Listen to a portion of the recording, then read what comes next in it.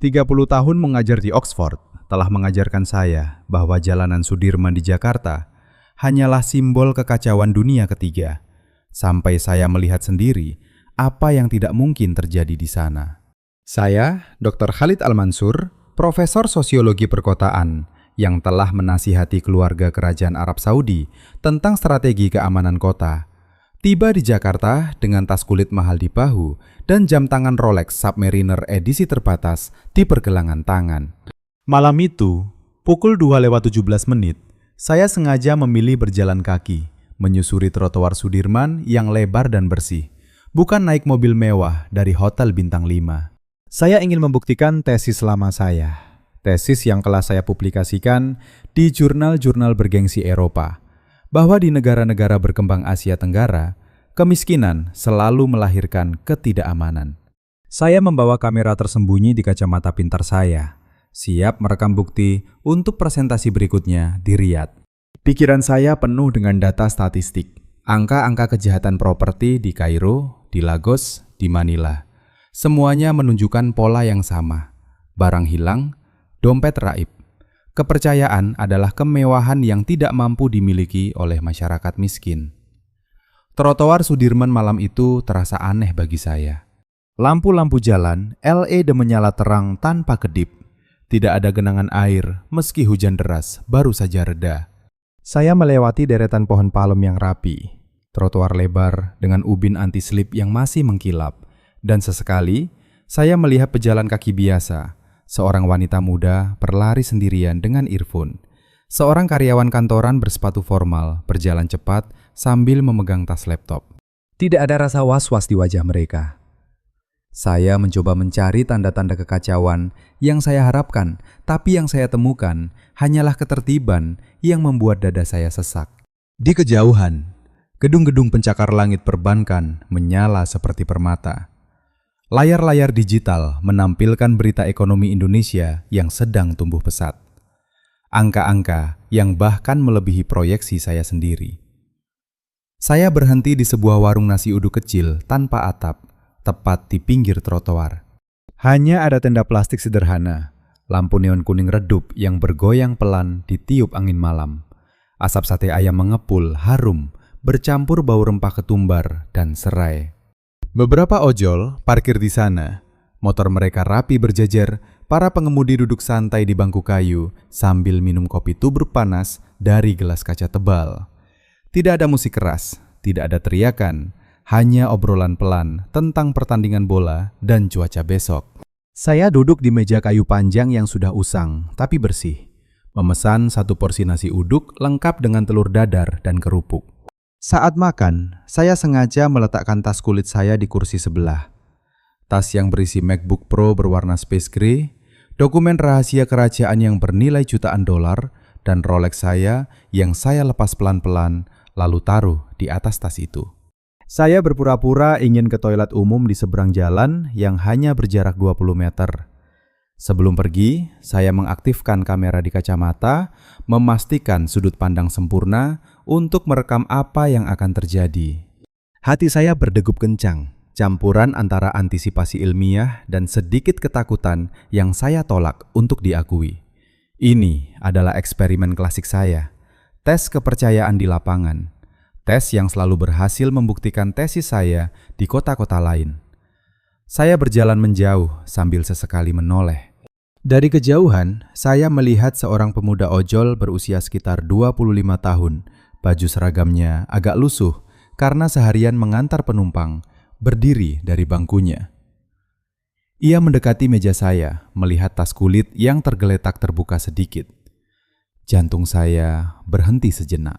Inilah saatnya, pikir saya, saat di mana barang berharga akan raib, seperti yang selalu terjadi di negara-negara seperti ini. Tapi pemuda itu tidak menyentuh tas. Ia malah memanggil penjual nasi uduk, seorang ibu parubaya berkerudung sederhana, dan mereka berdua berdiri menjaga meja itu.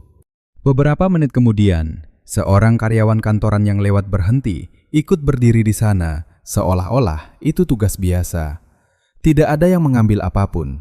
Mereka hanya berdiri diam, sesekali melirik ke arah toilet umum, tempat saya bersembunyi. Saya merasa dunia saya mulai retak. Data statistik di kepala saya berputar-putar. Angka kejahatan di Timur Tengah yang saya kutip berulang kali, tapi di sini, di tengah malam di Sudirman, di warung kecil tanpa pengawas, tas saya yang bernilai ratusan juta rupiah hanya dijaga oleh orang-orang biasa yang bahkan tidak kenal saya. Angin malam membawa bau asap sate yang semakin harum, suara motor ojol yang pelan lewat, dan tawa kecil dari para pengemudi yang melanjutkan obrolan mereka seolah tidak ada yang aneh.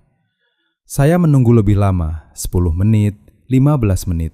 Kamera saya terus merekam. Tidak ada yang berubah.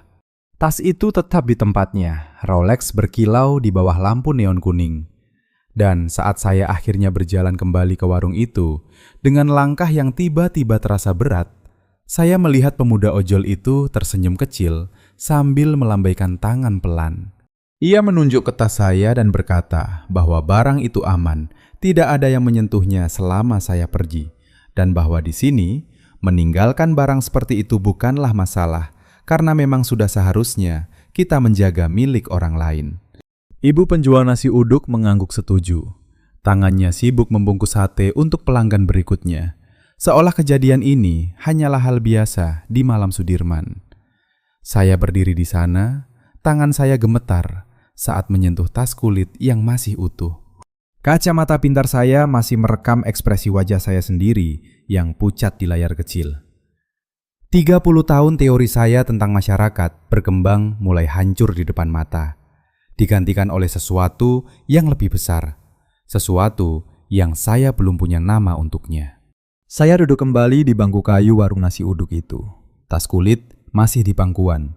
Jari-jari saya menyentuh permukaan kulit halus yang tidak terganggu sedikit pun. Lampu neon kuning di atas kepala bergoyang pelan, menerangi wajah pemuda ojol yang masih berdiri di sana dengan senyum sederhana, bajunya yang agak kusut karena debu jalanan Sudirman seharian. Ibu penjual nasi uduk kembali ke tungku kecilnya, mengaduk sambal kacang dengan sendok kayu, seolah kejadian tadi hanyalah angin lalu yang tidak perlu dibahas panjang lebar.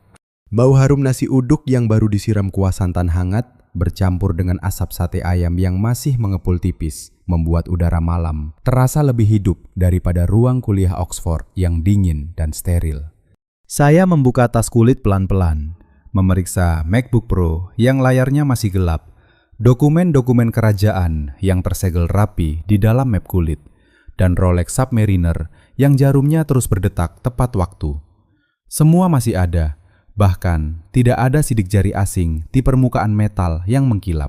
Kamera di kacamata saya terus merekam, tapi kali ini bukan untuk bukti kejahatan, melainkan untuk merekam sesuatu yang tidak bisa saya jelaskan dengan rumus statistik manapun. Di sekeliling saya, kehidupan malam Sudirman berjalan seperti biasa. Seorang wanita muda berpakaian olahraga lewat sambil berlari pelan, earphone di telinganya. Langkahnya ringan, tanpa rasa takut, meski jarum jam sudah menunjukkan pukul 2:30 menit. Dua karyawan kantoran, bersepatu formal, duduk di bangku sebelah, memesan kopi tubruk dan gorengan tempe. Obrolan mereka pelan tentang deadline besok pagi di salah satu gedung perbankan yang cahayanya masih terang benderang di kejauhan. Saya merasa dada saya sesak. 30 tahun saya habiskan untuk mempelajari kota-kota besar di Timur Tengah dan Eropa, di mana meninggalkan tas seperti ini di tempat umum berarti kehilangan segalanya dalam hitungan menit. Di Kairo, saya pernah kehilangan dompet di pasar malam meski dikelilingi pengawal. Di London, laporan polisi tentang pencurian di kereta bawah tanah selalu penuh setiap minggu. Tapi di sini, di warung kecil tanpa atap ini, di tengah trotoar Sudirman yang lebar dan bersih, orang-orang biasa itu hanya menjaga barang saya tanpa diminta, tanpa mengharapkan imbalan apapun.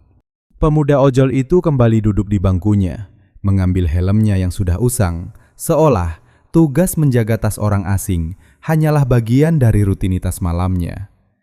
Ia tidak bertanya siapa saya, tidak meminta foto, tidak bahkan melirik Rolex yang masih tergeletak di atas tas. Saya mencoba mengucapkan terima kasih dengan suara yang agak parau, tapi pemuda itu hanya menggeleng pelan sambil tertawa kecil. Tangannya melambai ringan seolah berkata bahwa tidak perlu repot-repot, karena di sini menjaga barang orang lain adalah hal yang sudah seharusnya dilakukan oleh siapapun. Ibu penjual nasi uduk mengangguk setuju dari balik tungkunya.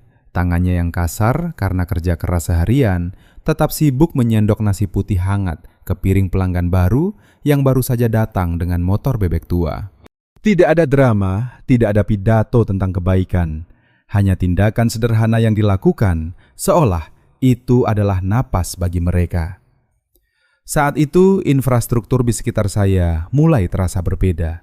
Trotoar Sudirman yang lebar dengan ubin anti-slip, lampu LED yang tidak pernah padam, pohon-pohon palem yang terpangkas rapi meski di tengah kota besar. Semuanya bukan lagi latar belakang biasa. Saya ingat bagaimana saya tiba di Bandara Soekarno-Hatta beberapa jam sebelumnya.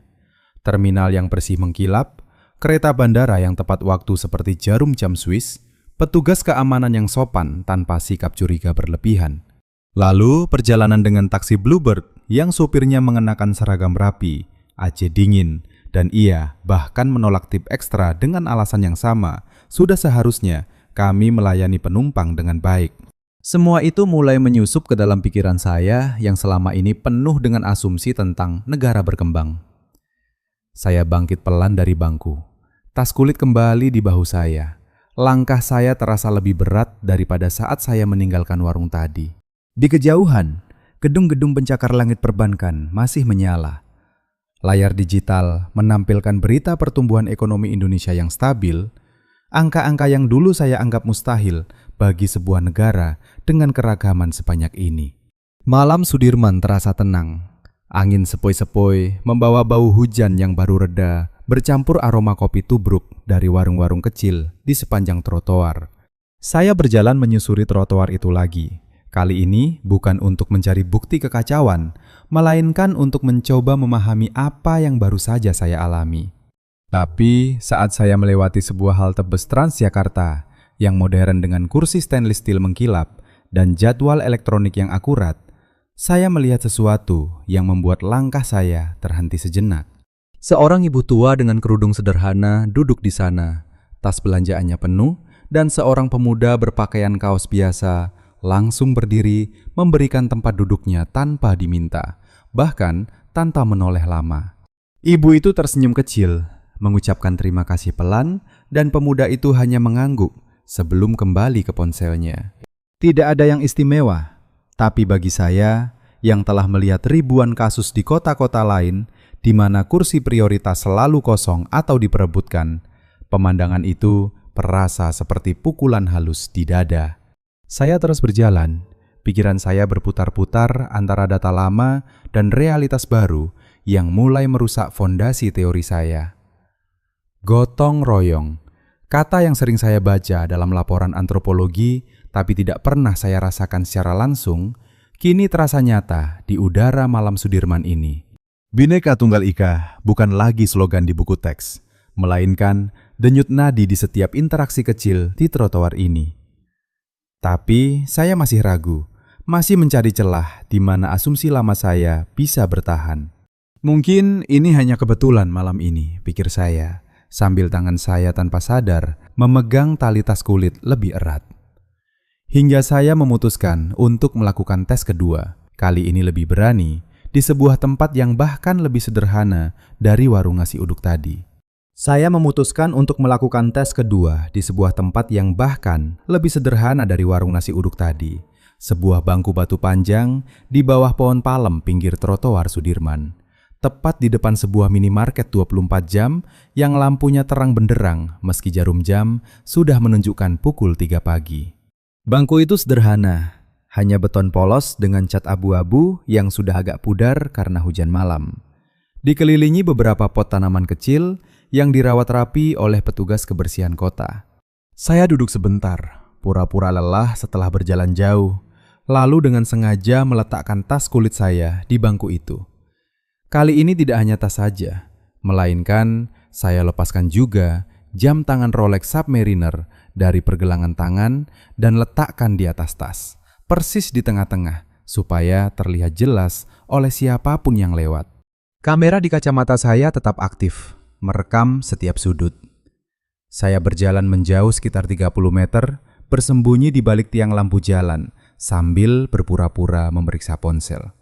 Hati saya berdegup lebih kencang daripada tes pertama. Angin malam Sudirman terasa sejuk, membawa bau tanah basah setelah hujan dan aroma kopi dari minimarket di belakang saya. Beberapa ojol lewat pelan dengan motor mereka. Lampu depan menyapu trotoar sebentar sebelum menghilang ke arah Tamrin. Seorang wanita parubaya berkerudung, mungkin seorang penjaga kebersihan yang baru selesai shift malam, berjalan mendekati bangku itu sambil mendorong gerobak sampah kecil beroda. Ia berhenti tepat di depan bangku, melihat tas kulit dan Rolex yang berkilau di bawah cahaya lampu LED. Saya menahan napas. Inilah saatnya, pikir saya, di mana realitas dunia ketiga akan muncul kembali, di mana barang mahal seperti ini akan lenyap dalam hitungan detik. Tapi wanita itu tidak menyentuh apapun. Ia malah mengambil sapu lidi dari gerobaknya dan membersihkan daun-daun kering di sekitar bangku, seolah menjaga kebersihan agar tas itu tidak kotor. Setelah selesai, ia duduk sebentar di ujung bangku yang jauh dari tas, mengambil termos kecil dari gerobak dan menuang air hangat ke gelas plastik, minum pelan sambil menunggu. Beberapa menit kemudian, dua pemuda bersepeda fiksi lewat. Pakaian olahraga mereka basah keringat meski malam dingin. Mereka berhenti di bangku itu.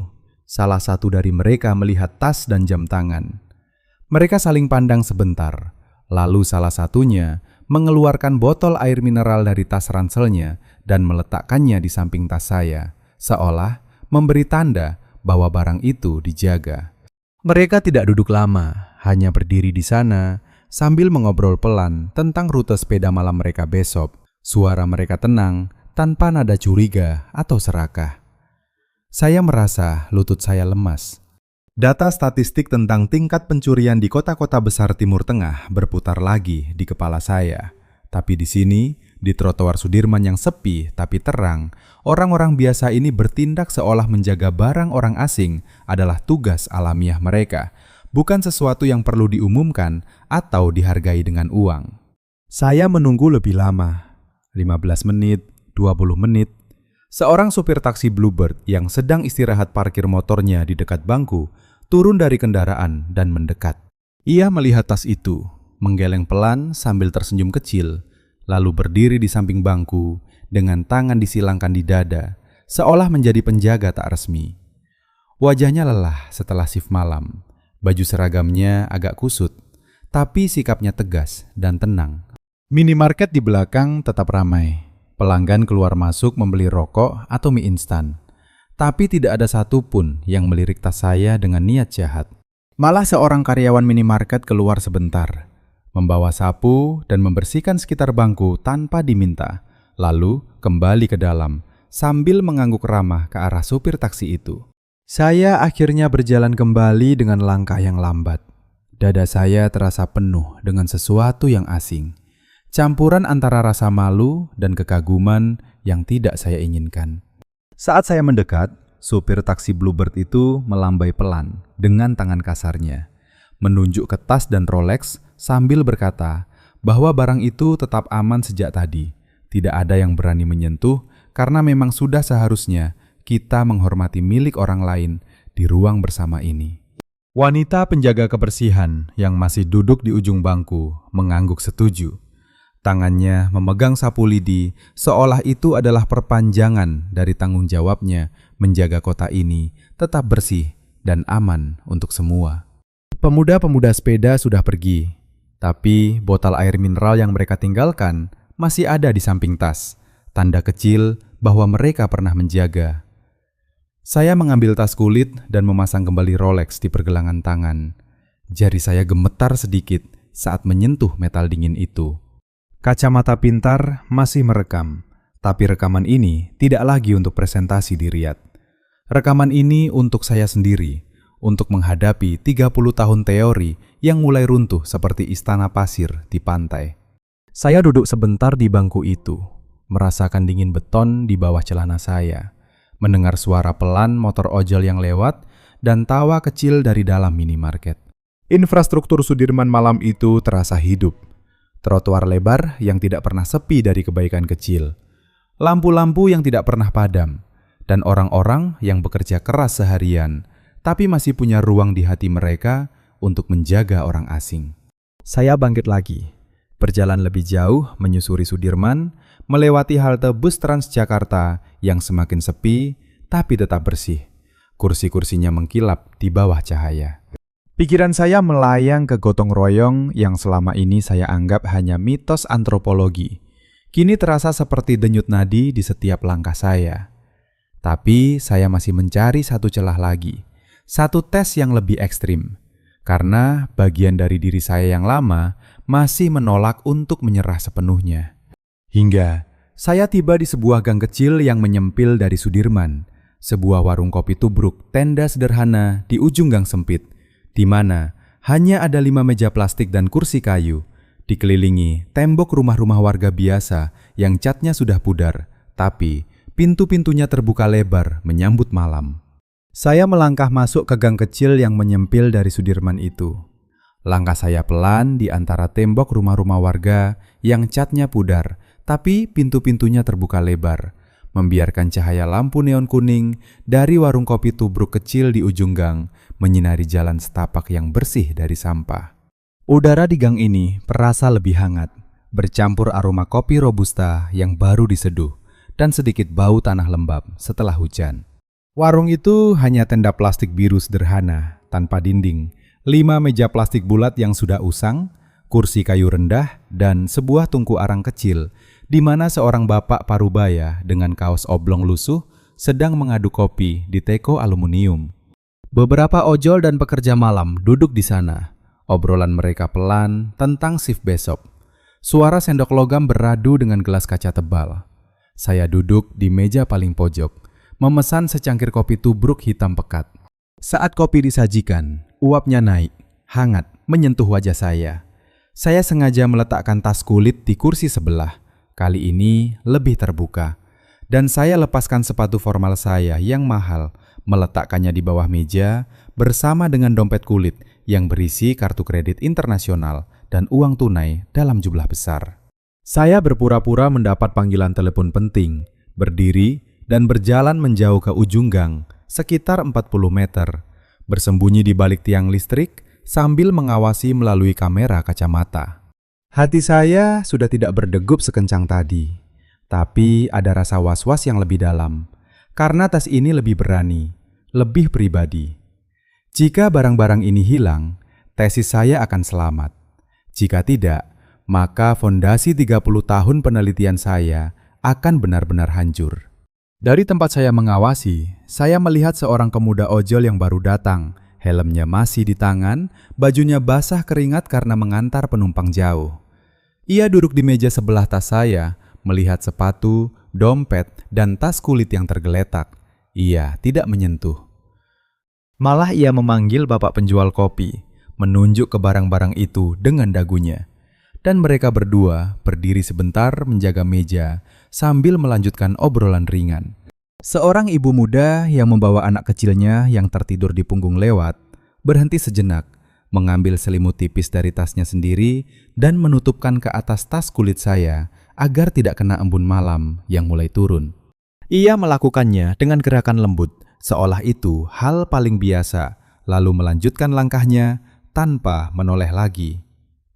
Waktu berlalu lambat, 10 menit, 15 menit. Seorang karyawan kantoran yang pulang larut, dasinya sudah longgar, berhenti di warung, memesan kopi, dan tanpa diminta, ia duduk persis di sebelah tas saya. Tubuhnya menjadi pagar hidup bagi barang-barang itu. Ia membuka ponsel, membalas pesan kerja, tapi matanya sesekali melirik ke sekeliling, memastikan tidak ada yang mendekat dengan niat buruk. Bau kopi tubruk semakin kuat, bercampur suara tawa kecil dari meja-meja lain. Suara motor ojol yang pelan masuk gang untuk istirahat. Tidak ada yang mengambil apapun. Bahkan ketika seekor kucing liar mendekat ke sepatu saya, bapak penjual kopi mengusirnya pelan dengan sapu lidi, lalu membersihkan tanah kecil yang menempel di sepatu itu dengan kain lap bersih sebelum kembali ke tungkunya. Saya merasa dunia berputar lebih lambat. Di kepala saya, ingatan tentang Kairo, di mana dompet saya raib di tengah kerumunan. Tentang laporan polisi Eropa yang penuh kasus pencurian kecil di trotoar malam. Semua itu mulai pudar, seperti asap kopi yang mengepul. Di sini, di gang sempit ini, di warung kopi tubruk yang sederhana, orang-orang yang lelah bekerja seharian, yang bajunya lusuh dan tangannya kasar, justru menjaga barang saya dengan cara yang paling alami, tanpa kata-kata besar, tanpa harapan imbalan. Pemuda ojol itu akhirnya bangkit, melambaikan tangan pelan ke arah bapak penjual kopi dan berkata bahwa ia harus melanjutkan shift, tapi barang di meja itu aman, karena memang sudah seharusnya kita saling menjaga di ruang bersama kota ini. Ibu muda yang tadi menutup tas dengan selimut lewat lagi setelah mengantar anaknya. Ia tersenyum kecil ke arah barang saya sebelum menghilang ke dalam rumahnya. Saya berjalan kembali ke warung dengan langkah yang terasa ringan dan berat sekaligus. Saat mendekat, bapak penjual kopi menuang kopi baru ke gelas saya tanpa diminta. Tangannya yang hitam karena arang tersenyum ramah. Ia mendorong gelas itu ke depan saya sambil menggeleng pelan ketika saya mencoba mengeluarkan uang ekstra, seolah berkata bahwa kopi ini untuk tamu yang kembali ke barangnya dengan selamat, dan itu sudah cukup. Saya duduk, memakai kembali sepatu yang sekarang bersih, memasukkan dompet ke saku, menggantung tas kulit di bahu. Rolex masih berdetak di pergelangan, MacBook masih utuh di dalam tas. Malang di Gang Sudirman itu terasa berbeda sekarang. Cahaya dari tenda warung memantul di tembok rumah warga. Suara anak kecil tertidur samar dari balik jendela. Bau kopi yang hangat menyentuh dada saya. Saya minum kopi tubruk itu pelan. Pahitnya terasa manis kali ini, karena setiap tegukan membawa serta realitas yang menghancurkan asumsi lama saya. Gotong royong bukan lagi konsep abstrak di buku teks sosiologi, melainkan napas hidup di setiap orang yang saya lihat malam ini. Bhinneka Tunggal Ika terasa di setiap senyum kecil, setiap gerakan menjaga tanpa diminta, di tengah keragaman pekerjaan dan latar belakang yang begitu kaya. Tapi bagian dari saya yang masih ragu, yang masih terikat pada 30 tahun penelitian, memaksa saya untuk melakukan satu tes terakhir, yang paling berat, di tempat yang paling terbuka dan paling tidak terduga di sepanjang Sudirman. Saya bangkit, meninggalkan uang pas di meja, dan berjalan keluar gang menuju trotoar utama yang lebar, di mana cahaya gedung-gedung pencakar langit semakin terang menyambut fajar yang mulai menyingsing pelan di ufuk timur. Saya berjalan keluar dari gang kecil itu menuju trotoar utama Sudirman yang lebar. Langkah saya pelan di bawah cahaya lampu LED yang mulai pudar karena fajar mulai menyingsing pelan di ufuk timur Jakarta. Langit berubah dari hitam pekat menjadi ungu lembut. Gedung-gedung pencakar langit perbankan masih menyala sebagian. Layar digitalnya menampilkan berita pagi tentang pertumbuhan ekonomi yang stabil. Trotoar bersih mengkilap setelah disapu petugas kebersihan malam. Ubin anti-slipnya masih basah embun. Pohon-pohon palem berdiri tegak seperti penjaga setia. Saya memilih tempat yang paling terbuka dan paling tidak terduga. Sebuah bangku panjang stainless steel di depan sebuah stasiun MRT bawah tanah yang baru saja buka pagi. Tepat di mana pejalan kaki mulai ramai, tapi masih sepi dari kerumunan besar. Saya duduk sebentar, napas saya terasa berat. Ini adalah tes terakhir yang paling berat bagi saya. Saya meletakkan tas kulit di bangku. Kali ini saya keluarkan semua isinya secara sengaja. MacBook Pro saya letakkan terbuka di atas bangku dengan layar menyala menampilkan dokumen rahasia kerajaan yang sensitif. Rolex saya lepas dan taruh di samping laptop. Dompet kulit saya buka sedikit, memperlihatkan kartu kredit dan uang tunai tebal. Bahkan, saya tambahkan ponsel saya yang mahal di atas tumpukan itu. Semua tergeletak terang-terangan di bawah cahaya pagi yang mulai terang. Saya berjalan menjauh sekitar 50 meter, bersembunyi di balik pilar stasiun MRT. Kamera kacamata masih merekam setiap detail. Hati saya sudah tidak lagi berharap barang hilang. Tapi bagian lama dari diri saya masih berpegang erat pada tesis lama. masih mencari satu celah untuk menyelamatkan 30 tahun penelitian yang kini terasa rapuh seperti kertas basah. Dari tempat saya mengawasi, saya melihat arus pejalan kaki pagi mulai mengalir.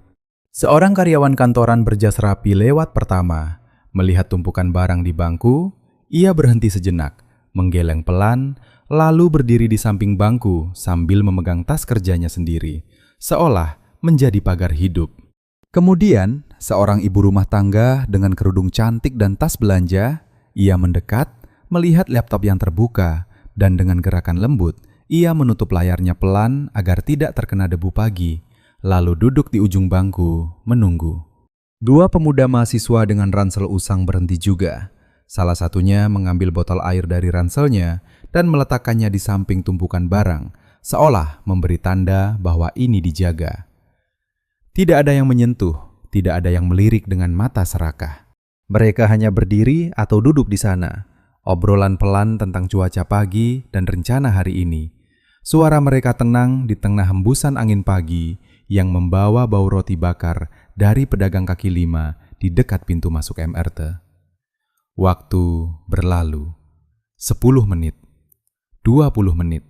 Arus pejalan kaki semakin ramai, tapi lingkaran kecil di sekitar bangku itu tetap utuh. Seorang petugas kebersihan kota dengan seragam oranye lewat. Ia membersihkan sekitar bangku dengan sapu, mengusap debu kecil dari tepi bangku stainless steel, lalu melanjutkan tugasnya tanpa menyentuh barang saya. Seorang sopir ojol yang parkir motornya di dekat situ turun, mendekat, dan berdiri sambil memegang helm, matanya memindai sekitar dengan tenang. Bahkan ketika seorang anak kecil berlari mendekat karena tertarik dengan kilau Rolex, ibu rumah tangga itu memanggil anaknya pelan, mengalihkan perhatiannya dengan permen kecil dari tasnya, sambil tersenyum ke arah barang-barang itu, seolah berkata bahwa ini bukan mainan. Saya merasa lutut saya lemas. Kamera kacamata merekam semuanya, tapi rekaman ini bukan lagi bukti kegagalan masyarakat, melainkan bukti keberhasilan sesuatu yang lebih dalam dari sekedar infrastruktur atau undang-undang. Di stasiun MRT di belakang saya, kereta datang tepat waktu, pintu terbuka mulus, penumpang keluar dengan tertib, tidak ada dorong-mendorong, tidak ada suara ribut. Cahaya pagi semakin terang, menyinari wajah-wajah orang biasa yang menjaga barang saya tanpa kenal saya, tanpa mengharapkan apapun selain rasa damai yang mereka anggap sudah seharusnya ada di kota ini. Akhirnya saya berjalan kembali. Langkah saya lambat, dada saya penuh dengan gelombang emosi yang sulit saya namai. Saat mendekat, lingkaran kecil itu membuka pelan. Pemuda mahasiswa tersenyum kecil. Ibu rumah tangga mengangguk ramah. Supir ojol melambai pelan dengan tangan kasarnya. Mereka tidak mengatakan banyak, hanya bahwa barang itu aman sejak tadi, dan bahwa di sini, di Sudirman, di pagi yang baru, menjaga milik orang lain adalah hal yang sudah seharusnya, bagian dari napas kota yang mereka cintai bersama. Petugas kebersihan yang lewat lagi mengangguk setuju, sapunya masih di tangan, seolah tugasnya membersihkan kota juga mencakup menjaga kepercayaan di antara orang-orang. Saya mengumpulkan barang-barang saya satu persatu. Tangan saya gemetar saat menyentuh MacBook yang masih hangat dari sinar pagi, Rolex yang berdetak setia, dompet yang utuh. Saya duduk di bangku itu, dikelilingi orang-orang yang baru saja menjaganya, dan untuk pertama kalinya dalam 30 tahun, saya merasa kecil. Kecil di hadapan kekayaan yang tidak bisa diukur dengan dolar atau dirham. Kekayaan hati yang dimiliki oleh orang-orang biasa ini. Gotong royong terasa seperti denyut nadi di trotoar Sudirman. Bhinneka Tunggal Ika bukan slogan, melainkan cara mereka bernapas setiap hari di tengah keragaman pekerjaan, latar belakang, dan mimpi yang begitu luas. Air mata saya hampir jatuh, tapi saya tahan. Saya bangkit pelan, mengucapkan terima kasih dengan suara parau yang hampir tidak keluar. Tapi mereka hanya tersenyum, melambai ringan, dan kembali ke rutinitas pagi mereka, seolah tidak ada yang istimewa terjadi. Saya berjalan menuju pintu masuk, trotoar lebar di bawah kaki saya terasa berbeda sekarang. Setiap ubin seolah menceritakan kisah kebaikan kecil yang saya abaikan selama ini. Di dalam kereta, MRT yang bersih dan tepat waktu, saya duduk di kursi, tas kulit di pangkuan, dan memandang keluar jendela ke gedung-gedung Sudirman yang semakin terang oleh matahari pagi. 30 tahun, teori saya runtuh total, digantikan oleh pengakuan yang dalam dan rendah hati. Indonesia, dengan infrastruktur modernnya yang bersih dan efisien, dengan orang-orang biasanya yang memiliki hati sebesar samudra, telah mengajarkan saya pelajaran paling berharga dalam hidup saya. Saya, Dr. Khalid Al-Mansur, yang dulu datang dengan penuh keraguan dan superioritas, kini pulang dengan hati yang penuh hormat dan kekaguman. Sudah seharusnya dunia belajar dari sini. Saya duduk di dalam kereta MRT yang meluncur mulus di bawah tanah Sudirman. Kursi kainnya bersih tanpa noda, AC dingin menyegarkan tanpa suara berisik, dan penumpang di sekitar saya duduk dengan tenang, masing-masing tenggelam dalam rutinitas pagi mereka. Di luar jendela yang gelap, sesekali muncul cahaya stasiun.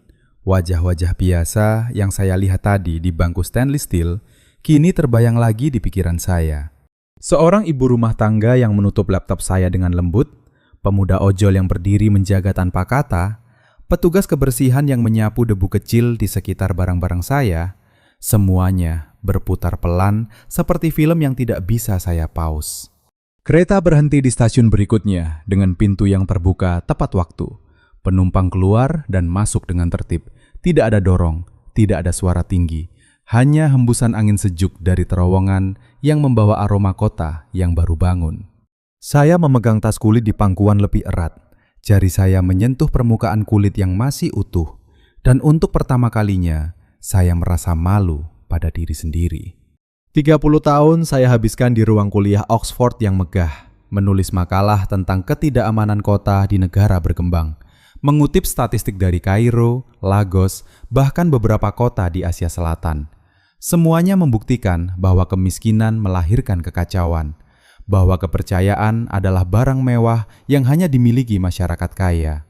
Saya pernah menasihati keluarga kerajaan Arab Saudi dengan nada yakin bahwa infrastruktur saja tidak cukup tanpa penegakan hukum ketat, bahwa gotong royong hanyalah cerita lama yang tidak relevan di era modern.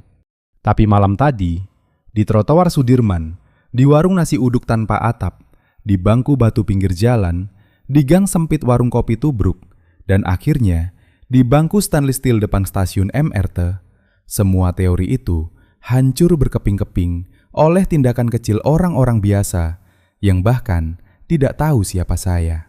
Saya menutup mata sebentar, membiarkan getaran kereta MRT yang halus menenangkan dada saya yang sesak.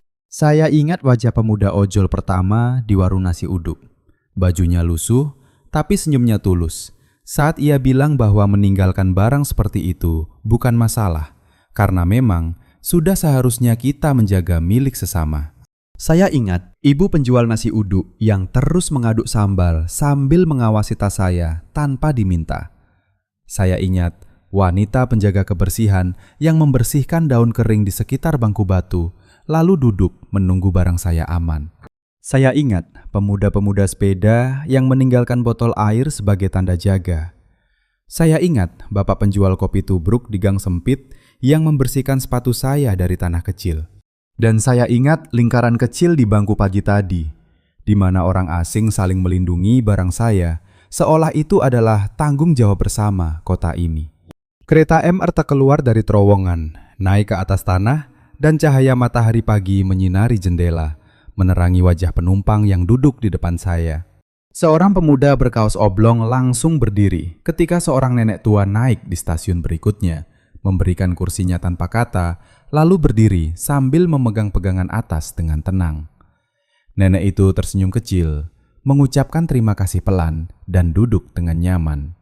Pemandangan itu sederhana, tapi bagi saya yang pernah melihat kereta di London dan Paris, di mana kursi prioritas sering kosong atau diperebutkan, itu terasa seperti pukulan terakhir yang lembut tapi menghancurkan. Di luar jendela, Sudirman terbentang luas, trotoar lebar yang kini penuh pejalan kaki pagi, minimarket yang lampunya masih menyala meski pagi sudah terang, pohon-pohon palem yang rapi, dan gedung-gedung tinggi yang berdiri gagah tanpa meninggalkan kesan kacau. Saya merasa air mata hangat menggenang di sudut mata, tapi saya usap pelan. Bukan karena sedih, melainkan karena rasa rendah hati yang baru saya kenal. Saya, Dr. Khalid Al-Mansur, yang dulu datang ke Jakarta dengan kacamata superioritas, dengan tesis yang menganggap Indonesia sebagai contoh klasik negara berkembang yang penuh risiko, kini melihat dengan mata baru. Infrastruktur di sini bukan hanya beton dan baja, tapi denyut hidup yang didukung oleh hati orang-orangnya. Arte yang tepat waktu, trotoar yang bersih 24 jam, lampu jalan yang tidak pernah padam. Semuanya terasa lebih kuat karena di belakangnya ada gotong royong yang hidup setiap hari. Bhinneka Tunggal Ika bukan lagi tulisan di monumen, melainkan cara seorang ojol menjaga tas orang asing. Cara seorang ibu rumah tangga menutup laptop agar tidak berdebu. Cara seorang petugas kebersihan menyapu sekitar barang yang tergeletak. Kereta berhenti di stasiun pusat. Saya turun pelan, langkah saya lebih ringan meski dada masih penuh. Saya berjalan keluar stasiun. Matahari pagi menyinari wajah saya. Udara Jakarta terasa segar dengan sedikit bau asap kendaraan yang terkendali. Di depan saya, sebuah taman kecil di pinggir Sudirman dengan bangku-bangku kayu rapi. Anak-anak kecil bermain sambil tertawa. Ibu-ibu mengawasi dari kejauhan. Saya duduk di salah satu bangku. Tas kulit di samping saya kali ini tanpa rasa takut. Saya membuka MacBook bukan untuk menulis presentasi baru tentang ketidakamanan, melainkan untuk mencatat apa yang baru saja saya alami, kata demi kata, dengan tangan yang masih sedikit gemetar. Gotong royong, kata itu kini terasa hidup di setiap hembusan angin pagi Sudirman. Orang-orang biasa yang bekerja keras seharian, yang bajunya lusuh dan tangannya kasar karena kerja, memiliki kekayaan yang tidak dimiliki oleh banyak kota kaya di dunia. Kekayaan hati yang membuat mereka menjaga orang asing seolah saudara sendiri. Saya ingat bagaimana mereka menolak imbalan apapun, hanya tersenyum kecil dan melanjutkan hidup mereka, karena bagi mereka itu sudah seharusnya. Sudah seharusnya kita saling menjaga. Sudah seharusnya kota ini aman untuk semua. Sudah seharusnya kepercayaan tumbuh di tengah keragaman. Saya menutup laptop pelan, memandang ke arah gedung-gedung tinggi yang kini sepenuhnya terkena sinar matahari. Indonesia telah mengajarkan saya bahwa kemajuan sejati bukan hanya gedung pencakar langit atau kereta cepat, melainkan ketika orang miskin sekalipun memiliki hati yang kaya, ketika kebaikan kecil dilakukan tanpa pamrih, ketika gotong royong menjadi napas bangsa. Saya yang dulu penuh keraguan, kini merasa terlahir kembali, kecil tapi penuh hormat di hadapan kebesaran jiwa rakyat Indonesia. Dan di pagi yang cerah ini, di Sudirman yang saya dulu anggap simbol kekacauan, saya akhirnya mengerti mengapa negara ini tumbuh begitu pesat, mengapa keamanannya terasa begitu mutlak, mengapa orang asing seperti saya bisa berjalan malam hingga pagi tanpa rasa takut. Karena di sini, kebaikan bukan pengecualian, melainkan cara hidup.